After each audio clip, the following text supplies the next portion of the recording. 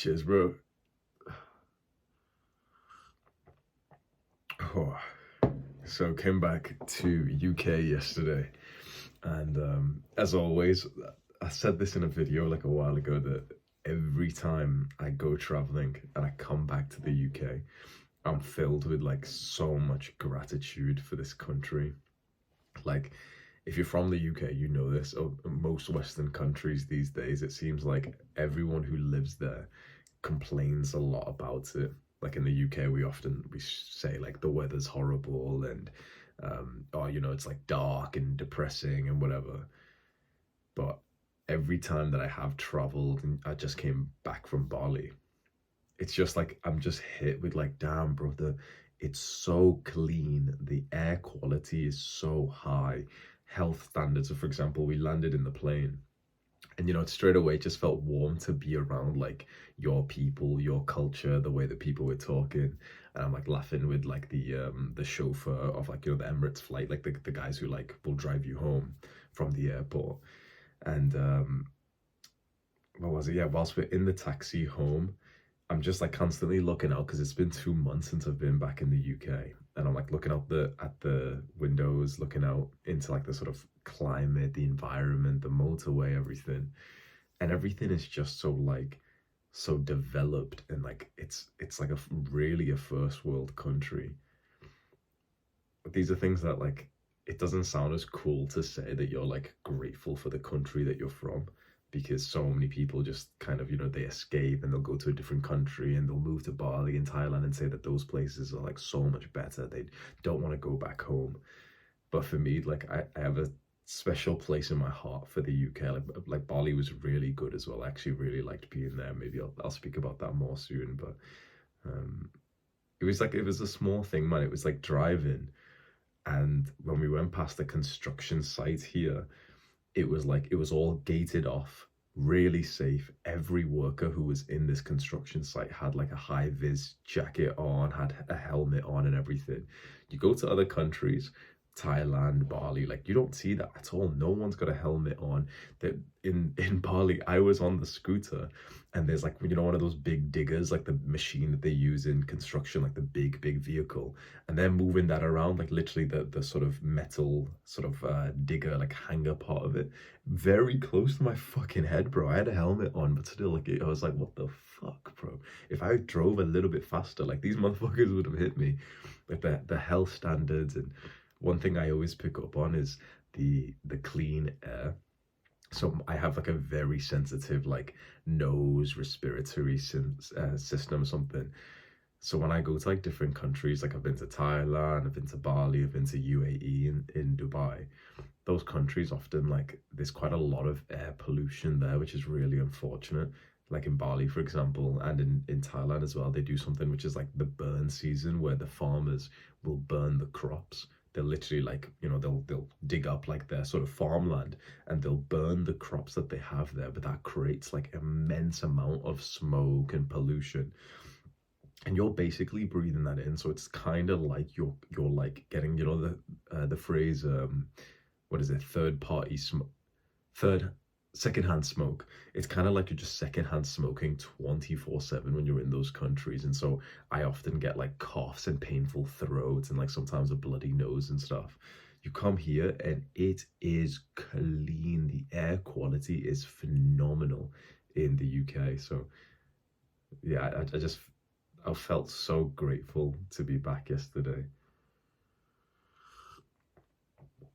But I will say, like, literally, as soon as I came back, walked into my house, and I was like, damn, you motherfuckers live like this, bro. So you probably know, like, if you've watched a bunch of my videos, like, I've been making like a lot of money this year. I walk back into my brown family's home. They still don't have the heating turned on, bro.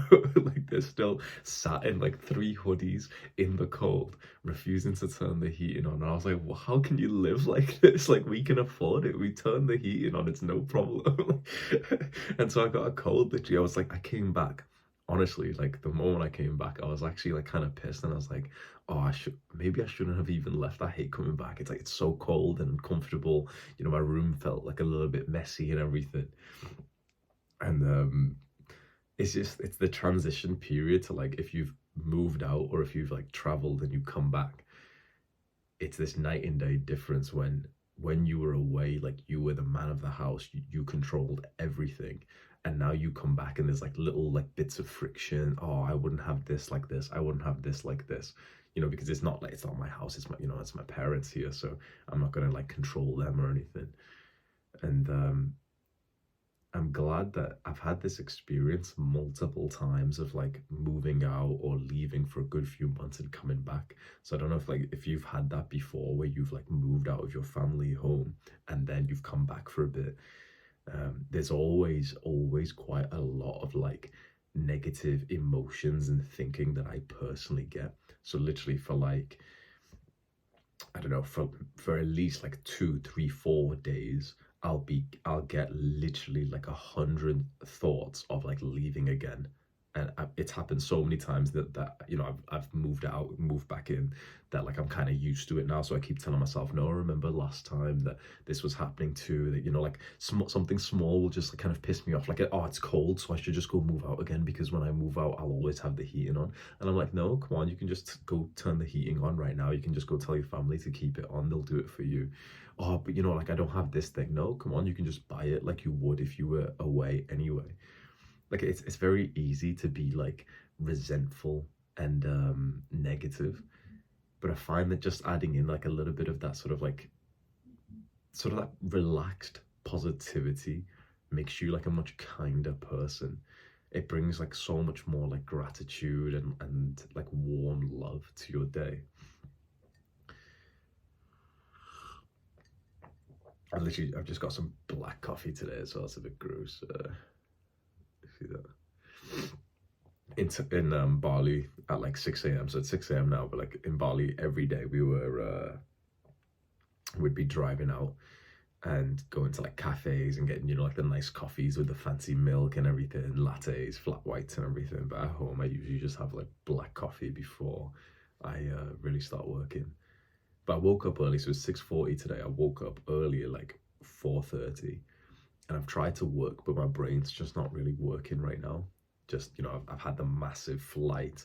Not gonna lie, on the flight, I had like chocolates and everything. I'm not gonna lie, like a fully, like, I went in. So I fly like business class, and I don't take pictures. Actually, yeah, to be fair, I take pictures, but I don't really post them. But like, I started flying like business class, like, I don't know, maybe about a year ago or a few months ago.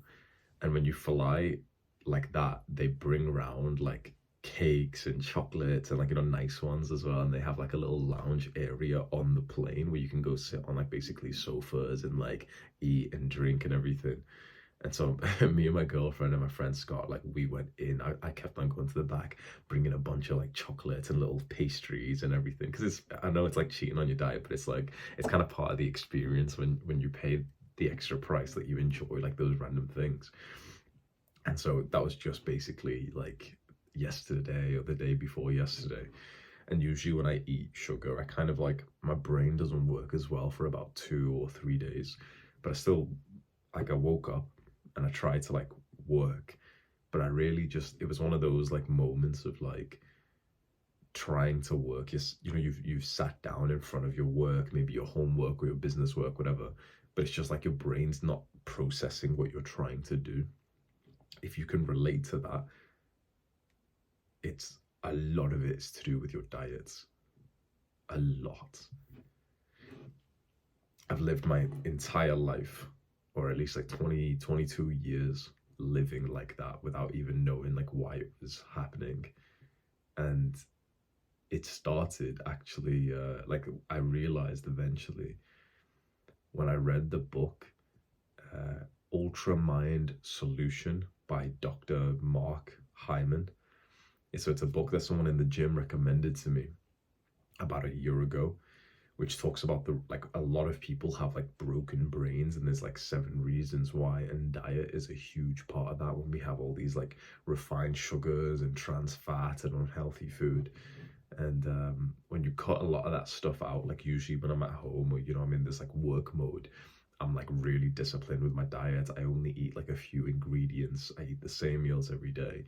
you just really get into this momentum where your brain is just so sharp. You feel so intelligent. You're able to like comprehend like bigger things than usual.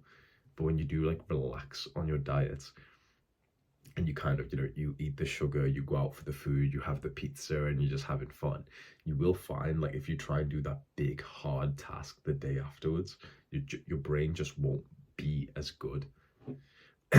Especially, I was going to say, it's difficult as a YouTuber because you can always record. So even if my brain's not working well, I can press record and I can be sat here right now talking. But how I'm talking to you right now is probably like 10-20% worse than if I didn't eat sugar yesterday. So even if you're kind of like, enjoying this video and I'm sounding kind of normal, I probably would have spoke in like a better way if I didn't have sugar yesterday. I think it's fine sometimes to like, especially when there's like a sort of event or a big reason to eat something like that. So I've always said, like, the reason why I'm saying this is because often a lot of guys will ask me like, okay, but when is it fine to take time off? When is it fine to have like, a cheat meal or anything? And I've basically always said, like, don't schedule them in for normal days. Like, don't be sat here in front of your computer cheating on your diet like on a normal day, because it's just like, what's the point? It's like, it's not adding to your life to quickly go and eat like a chocolate bar whilst you're doing your normal routine. You're just taking away from it. But I've always said, if you're going to do some kind of like special event or moment, then I think it can be okay. So for example, if you're going on like a date with your girlfriend and she really wants like ice cream with you, you can have a little bit with her. You can have a few bites, no problem. If you're going to like, I don't know, like your nephew's birthday party and he offers you some of his birthday cake, bro, grab that cake and eat it with a massive smile on your face. These are like life's moments, which are so cool. If you're like flying business class and they're bringing out the cakes and stuff, yeah, I think that's absolutely acceptable. I think those things are nice. If someone has made you something, so if someone has like baked you a cake, if someone has made you like a pastry, I think that's also an amazing time to like cheat on your diet, because it's part of this like event. But in your normal routine, like, you're just at home grinding away, on those normal days, don't. On the normal day, don't go and order the burger, don't go and eat the chocolate bar, because like this is like a period of like hard work and grind for us, and you don't want to sacrifice that for the small bit of pleasure for like this random like self-image deteriorating snack that so many people will do.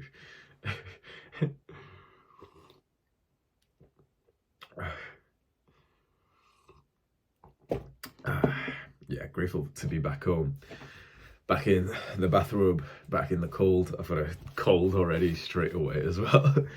I'm gonna get back to work. There's something I'm just studying today, which maybe I'll speak more about tomorrow, which is Kaizen. The Japanese philosophy of like 1% better every day.